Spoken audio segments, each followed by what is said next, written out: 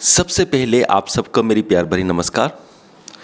आजकल ना बहुत सारी पत्नियाँ, चलो मैं ऐसा नहीं कहता बहुत सारी पत्नियाँ, काफ़ी पत्नियाँ ऐसी हो गई हैं जो अपने पति से डिमांड करती हैं कि मुझे डायमंड चाहिए।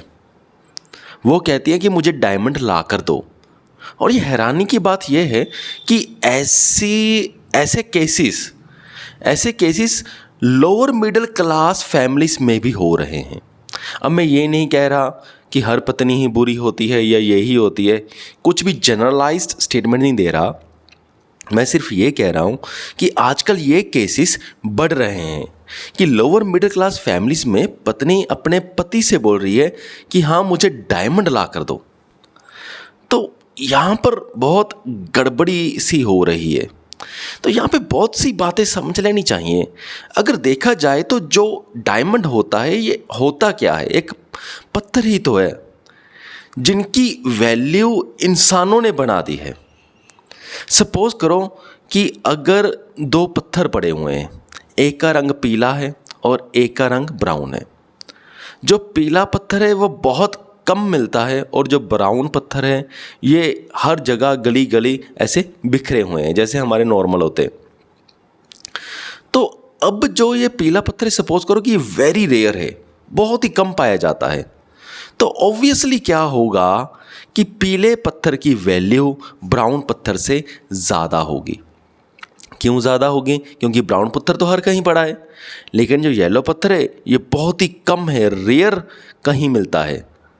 तो अब जो कोई भी दुकानदार होगा, सपोज करो अगर वो पत्थर बेच रहा है तो ऑब्वियसली जो वो ब्राउन पत्थर है वो बहुत ही कम रेट में बेचेगा, क्योंकि उसे पता है कि ये तो हर कहीं पड़े ही हुए हैं गलियों गलियों में, तो कोई ना कोई तो वैसे ही ले लेगा। अगर मैं महंगा बेचूंगा तो ऑब्वियसली क्यों लेगा, क्योंकि हर किसी को पता है ये तो यहाँ कहाँ हर कहीं मिल ही जाएंगे। तो वो इसलिए इसका रेट बहुत ही कम रखेगा, बिल्कुल ही जैसे कि लगभग मुफ्त जैसा। तो ये भी हो सकता है कि वो किसी चीज़ के साथ वो फ्रीबी में दे दे। तो जो ये वाला पत्थर है येलो, तो इसका भाव वो ज़्यादा रखेगा, क्योंकि अब उसे पता है कि येलो पत्थर आसानी से नहीं मिलता। तो अब वो येलो पत्थर का भाव कुछ भी रख सकता है। तो कुछ बस ऐसी ही चीज़ डायमंड्स में होती है। अब देखिए, ब्राउन पत्थर था, येलो पत्थर था, दोनों एक ही तरह के थे, किसी का कोई फ़ायदा नहीं है, दोनों पत्थर ही हैं। पर फिर भी येलो पत्थर की वैल्यू सोसाइटी में ज़्यादा बन गई, क्योंकि रेयर था, लोग इसके लिए ज़्यादा पे करने के लिए भी राज़ी हो गए। तो यही चीज़ तो डायमंड में होती है। डायमंड भी रेयर है, कम पाया जाता है, तो इसलिए उसकी वैल्यू अब ज़्यादा है। तो अब देखा जाए, अगर डायमंड अगर हम घर में ले भी आते हैं तो उसका करेंगे क्या? हम डायमंड का कुछ भी नहीं कर सकते, क्योंकि हम तो नॉर्मल घर में रहते हैं। तो डायमंड हम ज़्यादा से ज़्यादा वो रख लेंगे कहीं, या छोटा सा डायमंड हमारी जो ज़्यादा पत्नियां डिमांड करती हैं वो यहाँ पे पहन लेंगी। तो पहनने से क्या होगा? कुछ भी नहीं मिलेगा। ना तो कोई माइंड इम्प्रूवमेंट होगी, ना ब्रेन की इम्प्रूवमेंट है, ना बॉडी की इम्प्रूवमेंट है, कुछ भी नहीं है। बस सिर्फ हम लोगों को दिखा सकते हैं कि देखो ये मेरे डायमंड पहना हुआ है। सिर्फ यही चीज़ है कि हम अपने सहेलियों में, अपने दोस्तों में ये बता सकते हैं कि हाँ देखो मेरे पास डायमंड है। बस सिर्फ इसी चीज़ का क्रेज़ है, और ये इस क्रेज़ का कोई फ़ायदा नहीं है, किसी किस्म का कोई फ़ायदा नहीं है। हालांकि नुकसान बहुत है, क्योंकि सपोज़ करो अगर किसी चोर को पता चल गया कि इसके पास डायमंड है तो वो डायमंड छीनने की कोशिश कर सकता है। और ऐसा होता है। क्या हम ऐसे केसेस नहीं सुनते कि एक लेडी जा रही है, उसके गले में नेकलेस है, एक बाइक पे चोर आया, उसने नेकलेस पे हाथ डाला और ऐसे पटाख देने छील के चला गया। एक लेडी जा रही है, उसकी कानों में सोने के ईयररिंग्स हैं, एक चोर आया बाइक पे, उसने ऐसी ईयररिंग्स प्लग कर दिए, कान ब्लीड करने लग गया और वो भी गया। हाँ, ऐसे नुकसान बहुत सारे हैं, गोल्ड के भी हैं पहनने के लिए और डायमंड के भी हैं। और अब ये मत समझ लेना कि मैं कह रहा हूँ कि ऐसी चीज़ें मत पहनो। अरे पहनो, मैं तो सिर्फ ये कह रहा हूँ कि अगर इनकम कम है तो तब इतने पंगे मत लो, और अपने पति को ऐसे फोर्स मत करो भाई ये मुझे डायमंड ला कर दो या मुझे ये एक्चुअली हमारा ना फोकस ही गलत है। हमारा फोकस होना चाहिए हमारा पीस ऑफ माइंड। पहला फोकस ये होना चाहिए, प्रायोरिटी ये होनी चाहिए। बाद में सोना, ज्वेलरी, डायमंड, ये चीज़ें बाद में आनी चाहिए। और ये तब आनी चाहिए जब हमारे पास बहुत सारा पैसा है, पर हमारा फोकस ही बहुत गलत है। तो नॉर्मल आजकल वाइफ्स की डिमांड ये हो रही है कि हमें चाहिए एक बड़ा घर भी। तो बड़ा घर से हमें हटकर एक छोटे घर में यानी कि हमारा, अगर हम लोअर मिडिल क्लास मेंटेलिटी से हैं, मेंटेलिटी भी नहीं, अगर हम लोअर मिडिल क्लास से हैं तो हमारा फोकस ये नहीं होना चाहिए कि हमारे पास बड़ा घर होना चाहिए। हमारा फोकस सिर्फ इतना ही होना चाहिए कि हमारे पास एक घर होना चाहिए। और ये नहीं है कि ये डिमांड सिर्फ पत्नियों को ही होती है, पतियों की भी आजकल ये डिमांड आ रही है। तो यहाँ पर मैं फिर से बता देना चाहता हूँ, मैं कोई जनरलाइज स्टेटमेंट नहीं दे रहा कि सारी पत्नियाँ ऐसी होती हैं, कई पत्नियाँ बहुत अच्छी भी होती है। पर मैं यहाँ पे एक कंसेप्ट उठा रहा हूँ कि हम हर किसी का सपना है बड़े घर का। चाहे घर में 2 जाने हों, 3 लोग हों, पर फिर भी उनको एक बड़ा घर चाहिए। अरे बड़े घर का करोगे क्या? तो छोटे घर में भी तो रह सकते हैं ना। एक प्रैक्टिकल बात है कि हम छोटे घर में ज़्यादा शांति से रह सकते हैं एज़ कम्पेयर टू बड़ा घर, अगर हमारे फैमिली मेम्बर कम हैं। क्योंकि अगर बड़ा घर है तो फिर सफाई भी ज़्यादा करनी पड़ेगी। अगर आपके पास 2 फ्लोर ऊपर भी हैं, एक ग्राउंड फ्लोर है और फिर फर्स्ट फ्लोर और सेकंड फ्लोर है, तो फर्स्ट और सेकंड फ्लोर की सफाई भी तो करनी पड़ेगी ना। अगर आप खुद नहीं कर पाओगे तो मेड रखना पड़ेगा और उसका खर्चा अलग से बढ़ेगा। तो ये बहुत सारी चीज़ें होती हैं। तो हमारा फोकस ना छोटी छोटी चीज़ों पे होना चाहिए, बड़ी चीज़ों पे नहीं होना चाहिए। नीड्स पे होना चाहिए, डिज़ायर्स पे कम से कम होना चाहिए। डिज़ायर्स पे तब आप फोकस कर सकते हो जब आपके पास बहुत सारा पैसा है, और तब भी अगर ना ही ज़्यादा फोकस करो तो अच्छी बात ही होती है, बुरी बात नहीं होती।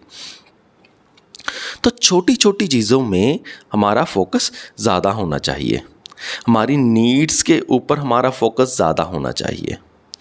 हाँ, बाकी मैं मानता हूँ कि छोटी छोटी अगर डिज़ायर्स होती हों, अगर कुछ ना कुछ डिज़ायर्स होती हों, तो उससे हमारी लाइफ थोड़ी स्मूथली सी चलती रहती है। हमारे पास कुछ होता है कि हाँ अब ये कर लें, अब ये कर लें, अब ये कर लें।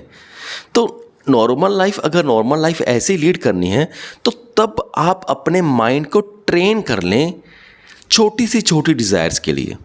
अब हमारा, अगर हम बाय डिफ़ॉल्ट देखें या जैसे हमारा माहौल चल रहा है उसकी तरह देखें, तो हमारा माइंड ट्रेन तो हो रहा है, पर छोटी डिज़ायर्स के लिए नहीं, बड़ी डिज़ायर्स के लिए।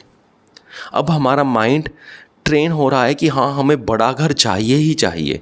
हमारा माइंड ट्रेन हो रहा है कि हमें अगर बाइक भी लेना है तो वो महंगे वाला बाइक चाहिए, अगर गाड़ी लेनी है तो महंगी वाली गाड़ी चाहिए, घर लेना है तो बड़ा घर चाहिए, महंगे वाला चाहिए। अगर शूज़ लेने हैं तो नॉर्मल शूज़ नहीं लेने, हमें ब्रांड वाले शूज़ चाहिए, महंगे ब्रांड वाले। तो ऐसी ट्रेनिंग हमारी फिल्मों ने, हमारे सोसाइटी ने हमारे माइंड की ऑलरेडी कर रखी है।